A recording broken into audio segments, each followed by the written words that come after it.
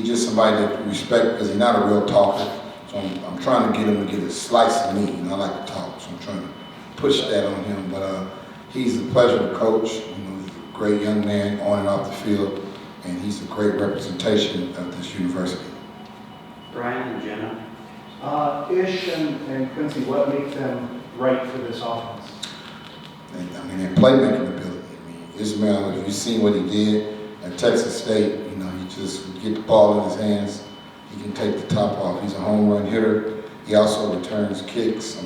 Can't wait to see that happen as well. Very versatile, strong for his size, real mature, has a lot of versatility. He's played in an offense similar to this, but this is a little different. So he's still getting the system down. You still haven't seen him at his full tilt because the verbiage is different and everything, but I'm excited to have him because he is a senior. He comes in very mature, he's very coachable. And Quincy, I have to give credit to Coach Bobby Wade and as well as Coach Dady. They found him in the portal and brought it to my attention on Christmas break. Hey, so you got to watch this running back. And Portland State kid, FCS, very good football player. Have a lot of respect for the players in the Big Sky. And I knew their running back coach personally. And when I asked him about him, he was like, yeah, so you're going to love him. Went to modern day high school. So you start wondering, how did you end up there? And he had some injuries prior, and then just to see him now be healthy and do what he do. He kind of reminds me of Kyrie Robertson that I coached at San Jose State, similar body type, real versatile, real physical, but he also can catch the ball very well. So both of those guys bring some versatility to the room that we didn't have last year, and they're totally different from what Kedrick does. Jenna in the back and then Jason. Going back to Ismail, just what do you make of just his background and his journey, football journey and how his parents, came to the U.S. and all that kind of stuff?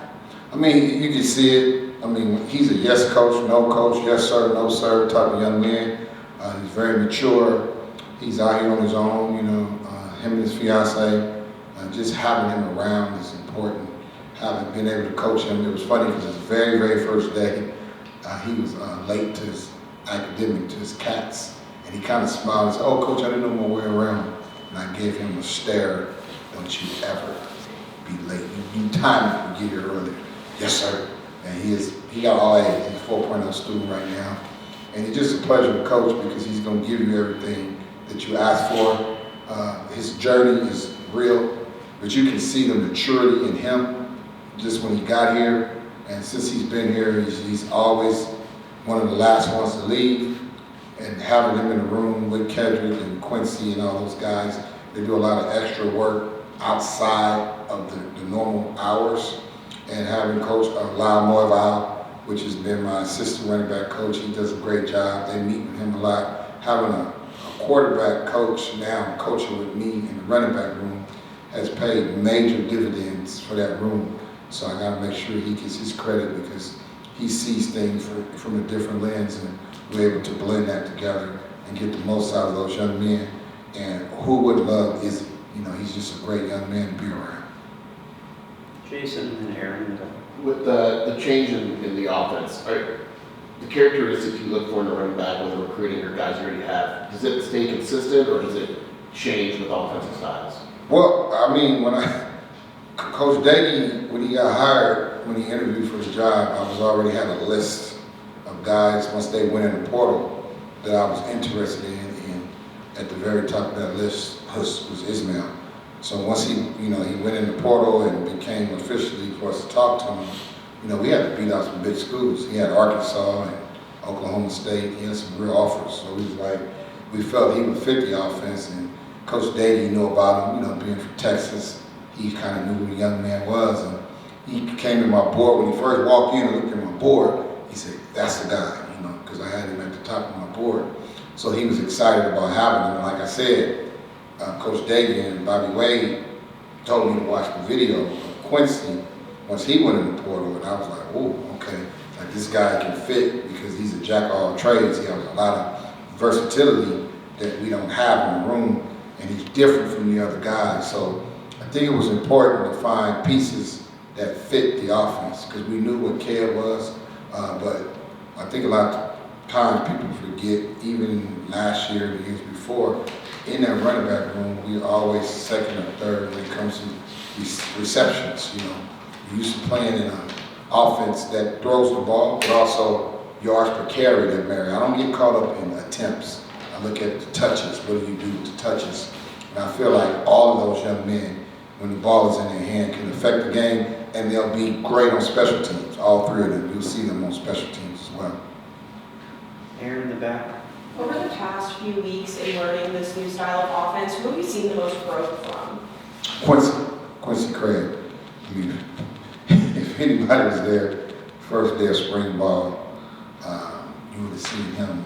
He had his worst day, and I just want to give him credit for responding for the first day. It was a lot of pressure. I think he was just too amped up, and I know he knows it because he gets on the board, he draws it up. He talks through it. I mean, we was real shocked that he went out there and just kind of laid the egg on the first day.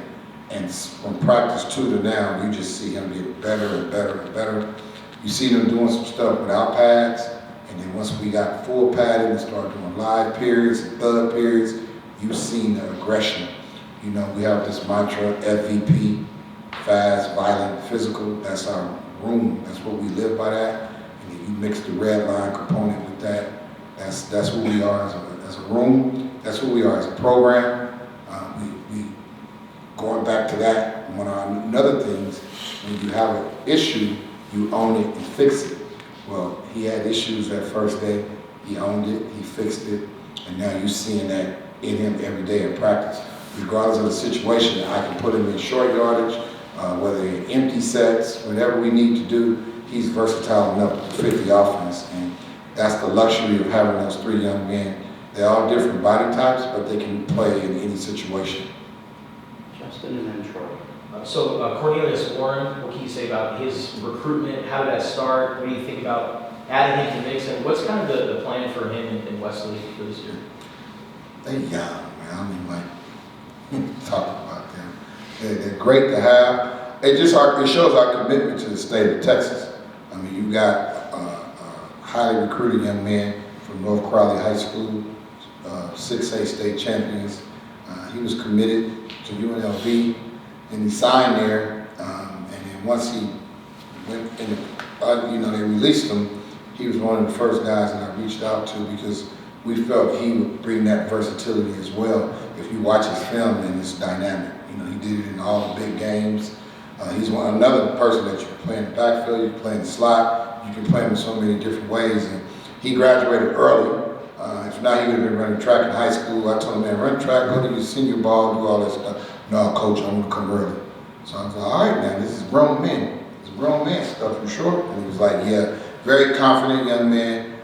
He got to obviously get his body up to par, but having him here early helps. And then, you know, he talks to Wesley a lot. You know, Wesley played football, basketball, and he's running track right now.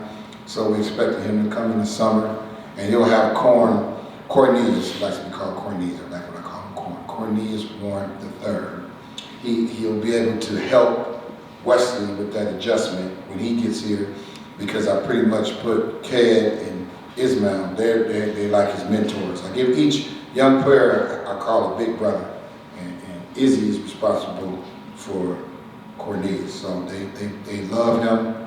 As you see him today, he got a couple of snaps. You see him get more and more snaps as the spring comes because he's learning offense. And he was full pattern today. He ran a couple of runs in there, and you see him doing more. But I'm excited about having him because it just shows the commitment to the recruitment piece. We had to out-recruit some schools to get him. And we have, I think, 20-plus players signed in the state of Texas. And if you're recruiting well in Texas now in the Big 12, I think that's very relevant. So having him opens the door for us to be able to get more players, especially out of the Dallas area and the Houston area when we got Wesley. And then what do you think of Jacory crossing Merritt's offseason and how he's been able to improve his draft stock? I'm just so proud of him. I talked to the NFL team this morning on his behalf. I talked to one yesterday on his behalf. We've been texting each other, just trying to get him to see the vision during the season, even though he wasn't able to play, but kind of hammering him on the process, making him get on the board, be able to write up plays and be able to do mock interviews and just kind of prep him for what that process was going to be. I can remember clear as day, he called me for one of his bowl practices on FaceTime, and he was just excited how he met the 2 scouts and was able to get up and talk ball, because the talent was there. Everybody knew about the talent, but just fine-tuning them skills and making sure that he was properly developed for that next level. I think whoever drafts that young man is going to be pleasantly surprised and happy. He's legit. What he's doing doesn't surprise us. He told me he was going to run 4.3, so that little 4.41, I get to tease him a little bit when he said Coach 4.3, and I told him he ain't gonna run a 4.3, maybe 4.4. So I'm just excited to see him do what he's doing. Him and Kweli, their process is going to be what it is. 2 different paths, but they keep in contact with me. I talked to both of them. But Ja'Cory, I'm just happy for him and his family, and I'm excited to see what NFL team takes a chance on getting a steal in the draft, because he's an NFL football player. Lastly, to Troy. I was going to say what Cornelius kind of touched upon in terms of this time being important for freshmen. How important is it to be able to work in that weight room with Coach over? Oh yeah, Cullen Carroll, his staff, man, they do a great job. If you look at the bodies, if you just look at my room, just looking at Quincy and even Ismail and then Ced. If you look at Ced's body from last year to this year, it's night and day. He looks real good. Let me say, man, I want to get this to his dad, Kedrick Reesino. I got it right now. He's changed his body, and he's done a fabulous job of just buying in to the culture of the team. The red line mentality, always doing extra work, always bringing other people with him, being a leader on and off the football field. Just Cornelius is now stepping into that. He's stepping into that space, and I think it's going to be important for him.